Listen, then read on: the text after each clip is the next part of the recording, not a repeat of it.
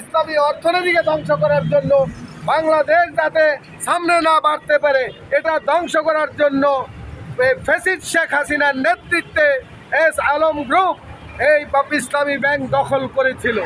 আপনারা জানেন, আমার ভাই বলেছে 4.5 কোটি টাকা, 4.5 কোটি টাকা, 2.5 লক্ষ কোটি টাকা বাংলাদেশ থেকে পাচার করেছে। আমরা ইনশাল্লাহ আগামী দিন বাংলাদেশে যে সরকারি আসুক তাদের বিচার এবং আমাদের টাকা ফেরত না হওয়া পর্যন্ত আমরা গ্রাহকরা এই দেশে আন্দোলন চালিয়ে যাব। এখন আপনাদের সামনে বক্তব্য রাখবেন আমাদের পরম শ্রদ্ধেয় নেতা জনাব মোস্তফা ভাই। জনাব মোস্তফা ভাই, গোলাম মোস্তফা ভাইকে ওনার বক্তব্য রাখার জন্য অনুরোধ করছি।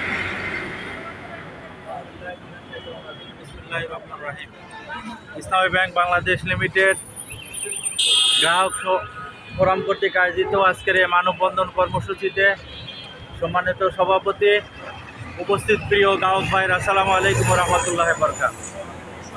আমরা গভীর উদ্বেগের সাথে লক্ষ্য করছি যে একদল কুচক্রী মহল, যাদেরকে ব্যাংক ব্যবস্থাপনা কমিটি চাকরি পুনর্বহালের জন্যই পরীক্ষার আয়োজন করেছিল, তারা পরীক্ষা না দিয়ে রাস্তায় নেমে বিশৃঙ্খলা সৃষ্টি করছে।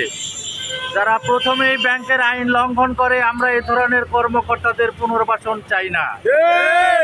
যারা প্রথমেই ব্যাংকের ম্যানেজমেন্টকে অস্বীকার করে, এই ধরনের কর্মকাজের প্রয়োজন আমরা গ্রাহক ফিল করি না।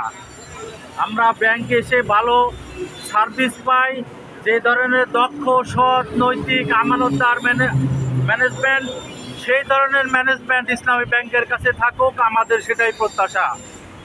এই ধরনের একটা অস্বচ্ছ, অন্যায়ভাবে নিয়োগকৃত কর্মচারীরা ব্যাংকে যেন আর কখনো স্থান না পায়, ব্যাংকের ঊর্ধ্বতন কর্তৃপক্ষ, বাংলাদেশ ব্যাংকের কর্তৃপক্ষ সহ সরকারের সুপ্রিম অথরিটির কাছে আমরা বিনীত আবেদন জানাই।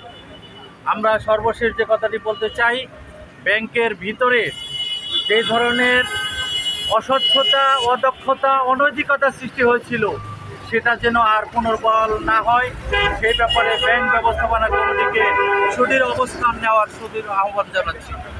সর্বশেষ যে কথাটা বলতে চাই, আমরা ব্যাংকের যে আমানত বাংলাদেশ থেকে লুট করা হয়েছে, সেটা সরকারের মাধ্যম দিয়ে ফেরত আনার জন্য সবিনয় অনুরোধ করে আমি আমার কথা শেষ করছি। আসসালামু আলাইকুম রহমতুল্লাহ বরকাতুহু।